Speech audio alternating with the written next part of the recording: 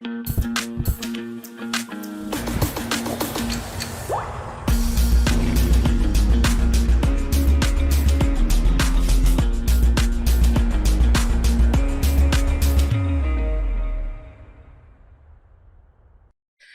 hello, everybody. Welcome to another episode of Chocolate Travels. Today I'm talking to Mike from Honoka'a Chocolate in Hawaii. So hello, Mike. Nice to meet you. Hi, likewise. Thanks for inviting me to join you. Yeah. So I'd love to learn about you guys, about your company, and how you got started. I know that you and your wife Rhonda both have an affinity for nature farming. You have a farming background. And so what made you both decide to grow cacao? That's probably very unique in the US. So why did you decide to do that? And then why did you decide to also make chocolate, start this company? Well, I won't go too far back in time, but again, like you hit the nail on the head. My background, I grew up in a family of farmers, but I hated every second when I was a kid. So I went off and studied science and engineering and ended up working in aerospace and astronomy for most of my career. And then back in about 2012, I got this wild idea that I wanted to have a little 5-acre farm. And so my wife and I agreed that we were going to give it a shot. And so we purchased our property in 2013, and we didn't know what we were going to grow back then. Okay. And you just knew you wanted a farm. Yeah, we just knew we wanted a farm. And about 3 months after we moved into that place, which is on the slopes of Mauna Kea and Hamakua, by the way, if you're interested. So about 3 months after we moved in, my wife went to the Big Island Chocolate Festival, and she came home with a cacao pod, which I'd never seen before, and I was intrigued. And she handed it to me and said, "Here, plant this. I think we can do really well with this." And so that was sort of the beginnings for me. I was intrigued and did some research and found that there's this burgeoning cacao and chocolate industry here in Hawaii, and decided to jump in head first, because the potential for it was similar to the experience that you could have in some place like Napa, California, with the wineries and things. It's a really special product in a really special place, Right. Special experience. So that's how we got into this. And I, like most people, started. I decided to plant some trees. I planted a few to see if they'd work, and then I started playing around with making chocolate, with a little spectrum melanger, and we threw out the first batch and got better and better. But I was making batches every week and giving it away, and then our friends started to buy it, and then their friends started to buy it. So that's kind of the path we took to get where we are now. Okay. Well, I mean, it's one thing to adopt or take land that already has cacao trees on there. You actually started from scratch and grew them yourself. So how long did it take before you were able actually to harvest and use your own cacao? And how did the fermentation go? How did you learn how to do that? Yeah, so we didn't actually start planting our own trees until about 2000. I want to say it was about 2017, and then we got our first real crop back in early 2022. We did all our own fermentation and drying and things, and then we finished our first batch of real estate chocolate beans, using beans only from our place, in January of this year. And of course, fermentation, we'd played around with it a bunch with small batches. We'd buy some pods from people, and so we kind of learned the basics of it. Okay. But there's a few things that we did to sort of kickstart our learning process, just getting educated by some of our experts here in Hawaii and taking all their mana'o or knowledge and background, and using that to our benefit to speed things up. And now I'm buying pods from lots of farms here in Hamakua and even all the way over on East Hawaii Island, and we're typically doing about 50-pound fermentations every couple of weeks. So that's our. Are you buying that for you to use or to give back to them? Are they? No. We use all that, and then we also support about 7 or 8 different local farms here in Hawaii. We purchase their beans, and most of them have already been fermented and dried. Okay. Where were their beans being sold before? Were they selling it Two just to the other market? chocolate makers. Okay. I'm not the only guy in this island or in the state for sure. Hmm. But yeah, they were selling to other growers. Okay. And so the chocolate that you make today, is it some of it is the cacao that you grow, and then some of it's also cacao Yeah, from the we other sell farmers, our right? own, anything that's estate grown, we sell that as a separate product. And anything that we do a combination of things with the other farmers. We do make estate chocolates from them. We also do blends of the different farms. So Okay. we'll do an estate chocolate and figure out the flavor profile, and then we'll pick all the best ones and try to blend them together to create a theoretically perfect flavor profile. It's interesting because Hawaii has been growing cacao for a long time. Hawaii can grow cacao, but it seems like a lot of Americans don't even know that, don't even realize that. So, um, what can you tell us about the cacao in Hawaii, about the cacao that you grow, as far as, variety or flavor or anything like that? Yeah, I'd say the majority of farmers in Hawaii are growing a variety of the different the different varieties of cacao. Everybody's has a multitude of those because most people are planting from seed. And of course, cacao, it can be cross-pollinated. So now ours is a combination of seed plantings, which you kind of just get what you get. And we also have about 25% of our tree population is a hybrid that was developed by University of Hawaii called UH4. But yeah, so lots of genetic diversity. That's a good thing. If you look at most orchards on the planet, my background, of course, with my family's almonds, and there's always 4 different varieties, and not because they taste different, but because they have different resistances to diseases and things like that. So that's a very important thing. And is that something that you struggle with at the farm there, or the farmers that you know in the area? Do you guys have to cope a lot with disease and issues like The that? one disease that we all have to be wary of is Phytophthora, which is just black pod. That's the only major one here, and of course that's it's preventable. But and then we've got a couple of insects, like over in East Hawaii, we have a longhorn beetle that can ravage. So you got to make sure you're taking care of that. And then, of course, a lot of us have this little pest called a rose beetle. But those are kind of the 3 main things that you really have to watch out for here. Otherwise, it's a pretty resilient crop to grow. So why is it that you didn't enjoy growing almonds growing up, but you enjoy growing cacao? Oh, I still don't want to be a farmer. I only have about 750 trees. Okay. That's just enough for our own estate chocolate. So Okay. so yeah, I figured out that I still didn't want to farm, but I really love making chocolate, and having our own estate chocolate is just a good thing to have, right? You put your own personal touch on your beans and Hmm. chocolate that's uniquely yours. Yeah. Okay.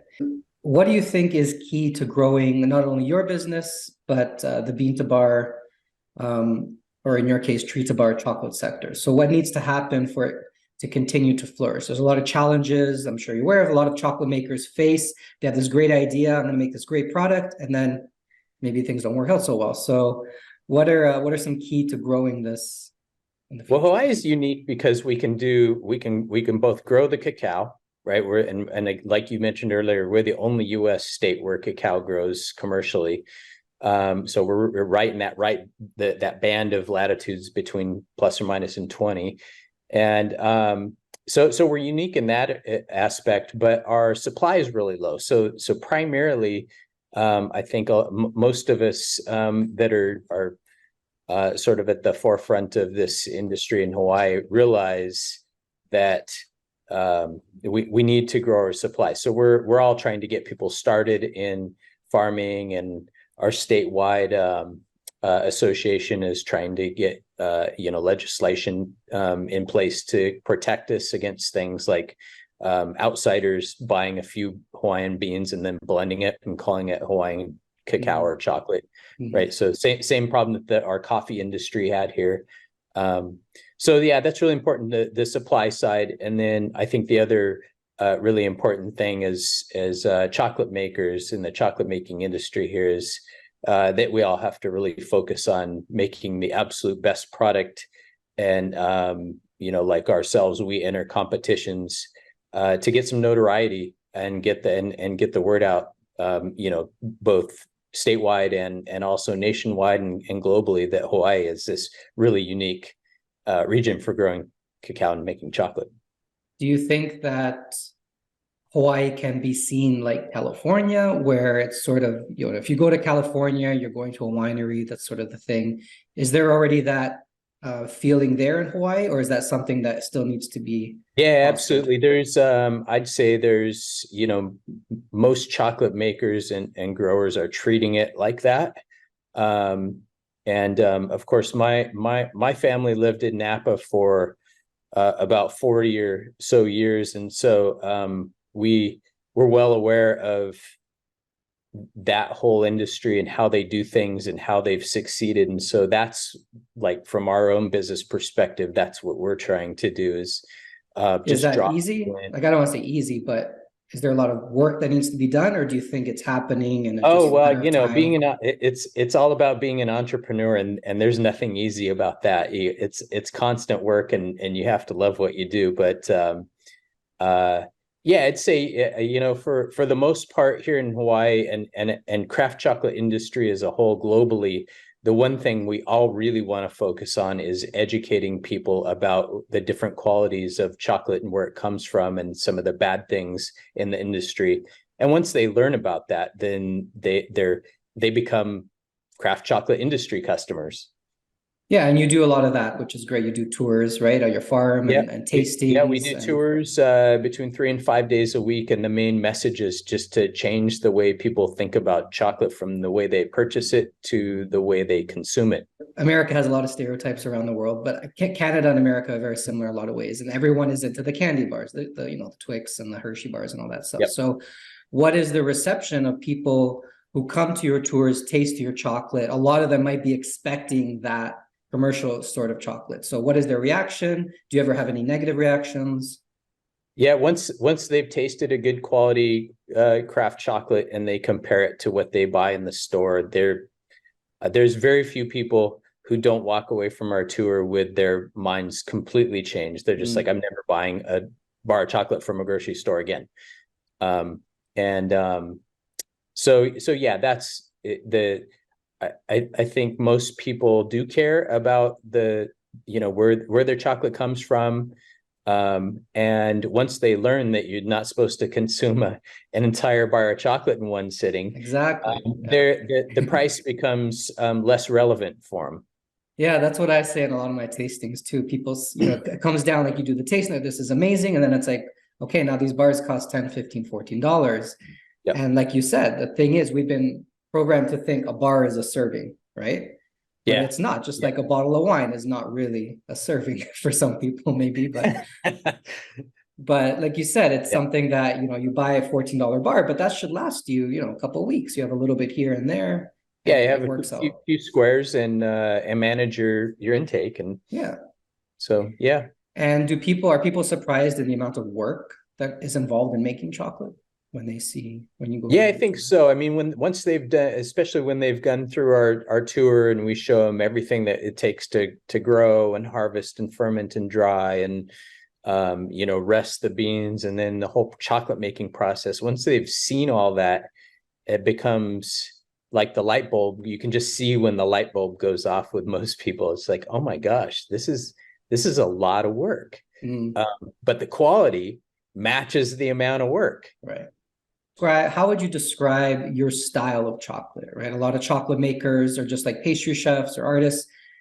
Some some have a very distinct style. So do you have a style? How would you describe that style? How are your bars unique from other craft chocolate bars? I'll just call myself a punk rock chocolate maker. Back in the punk rock days, I used to be an old punk rock guy, and it was all about nonconformity and things like that. Although there's some rules to making chocolate. There's like the basic methods that you use, and then once you learn those and you how to make good chocolate, then you can be an artist and break the rules and try new things. I would say the two things that we really focus on in our chocolate is number one, controlling what ingredients we use, what beans we buy, and where, and all those things, whatever flavor profiles that we use, just using the absolute top quality ingredients, organic and fair trade ingredients. And then, of course, just in terms of the actual experience, I really like to do a little bit more fruity flavors, because that highlights what we have here in Hawaii, where our region here in Hawaii generally results in very fruity, bright fruits and nutty, caramelly flavors. And then, things like mouthfeel, things that people don't actually realize are really important, like mouthfeel, and that includes smoothness and viscosity. Those are things that we really focus on giving you the best experience. So that, without giving it away any of our own trade secrets, that's the things that we focus on. Okay. Yeah, texture is important for a lot of consumers. I mean, craft chocolate makers are trying different things, right? Some now have sort of like a rustic feel to it, some are in between, but yep. In my opinion, a lot of consumers do really like that silky smooth texture in the chocolate. Good. And there's a reason why smooth chocolate is it's a different experience than grainy, and of course it is just a different style of chocolate making, and some people like the more abrasive feel of like a Mexican chocolate versus like a European chocolate that's super smooth and silky. Yeah. And what about your flavored bars? What sort of unique flavored bars do you like to produce? I know you have a milk chocolate bourbon or something like that. Well, first and foremost, we view ourselves as chocolate makers. We strive to make world-class chocolate by itself, standalone, and then anything that we add in needs to be a complement, and of course, very important, it shouldn't distract you from your experience with the chocolate. So you still want the flavor of the beans to come through to be appreciated. That's part of it. But the other part is like, I'll use our rum bar as an example. So in the old days, you could get those little chocolates that were filled with rum, right? And you pop one in your mouth, and as soon as you bite into it, the chocolate experience is over. Right? It's all about rum. So we're striving to do just the opposite, which is just to give you enough that it's complementary. It doesn't distract you from the chocolate experience. So we do, in terms of flavors, we have a line of bars we call them our barreled aged infused bars. So we've got about 50 little oak barrels that are filled with nibs and filled with spirits. And we're aging the nibs and the spirits in those for a significant amount of time. And of course, when that process is done, we let all the proofing water and the spirits evaporate, and then we just take it through our regular chocolate making process. But we do a bourbon bar. We also do a rum bar, and our rum bar is using locally made rum from Kuleana Rum Works, our friends over there. And then the other flavored bars, we do a coconut milk bar. It's a 65%, so technically a dark chocolate, and then we add an organic coconut milk to that. Right. And then we do have a couple of dairy bars. One is our goat milk bar. It's a 55% cacao. And that one is a really special bar because it's done really well in competitions. It has about 6 awards in the International Chocolate Awards, Academy of Chocolate Alliance Awards. And then we do a variation on that goat milk bar. We call it the drunken goat milk bar, and we infuse the nibs. I've seen that one. That sounds really good. Yeah, we call that one the gourmet Rolo. Wow. So it's caramel without the caramel. Right. That's amazing. Well, you sound very passionate about this and the chocolate. Man, who wouldn't be? I mean, how many people on the planet get to wake up in the morning, have a cup of coffee, and go make chocolate in Hawaii? Yeah, and have cocoa trees in your backyard. I got the best job in the world, man. Do you ever eat the fruit? Do you guys eat the fruit of the cacao? Yeah, especially during the tours, it's really important for people to get the whole picture. So we always leave a few pods they're ripe and ready to harvest, and we'll harvest one before the tours, cut it open, experience that beautiful sweetness of the pulp. And then very importantly, to drive home the importance of fermentation, we have everybody bite into the bean. Okay. And the question, Nice. of course, the important question that we always ask that's really easy is, what does it not taste like? Yeah. It doesn't taste like chocolate because you have to ferment it. Right.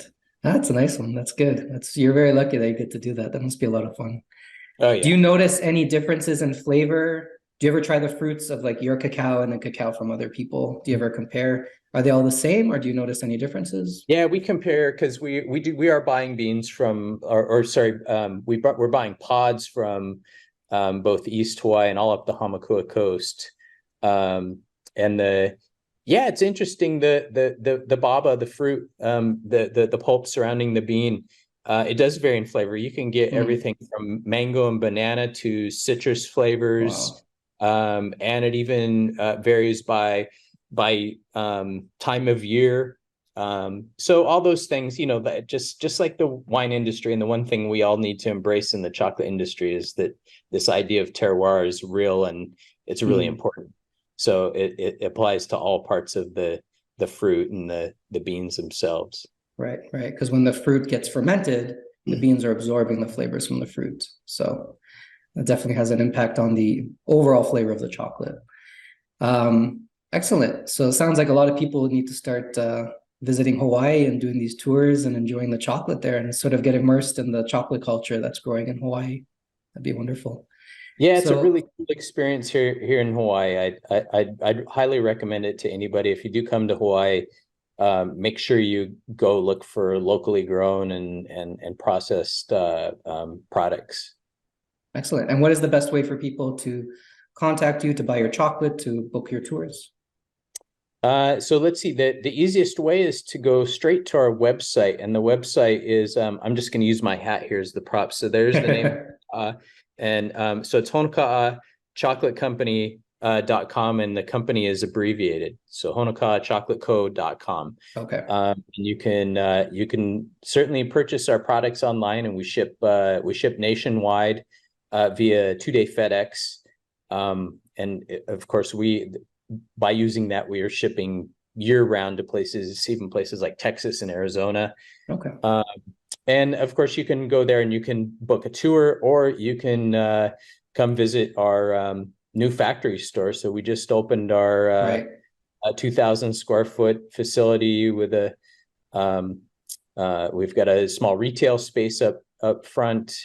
And then we have all state-of-the-art FBM equipment. And we started out making chocolate in our farm and with a bunch of little melangers, and now we're moving up to all these bigger, better machines. But man, they are game changers because you have so much more control over how you treat the chocolate. Yeah, wonderful. But anyway, that's how you can contact us through the website. Excellent. Well, thank you very much, Mike. It was really nice to learn about Honoka'a. And hopefully we'll talk again in the future. But all the best to you and your business. Yeah, thank you. Thank you for having me. I really appreciate it. Appreciate everything that you're doing. Thank you. You have a great day. Take care. All right, you too. Take care. Download the free Bean to Bar app to connect with incredible chocolate makers from around the world. Also be sure to visit beantobarworld.com, your portal for all things fine chocolate, virtual tastings, free learning resources, research, and much more. Subscribe to the newsletter to stay in touch, and donate to the free app and free resources here. Contact me for any chocolate-related questions you may have.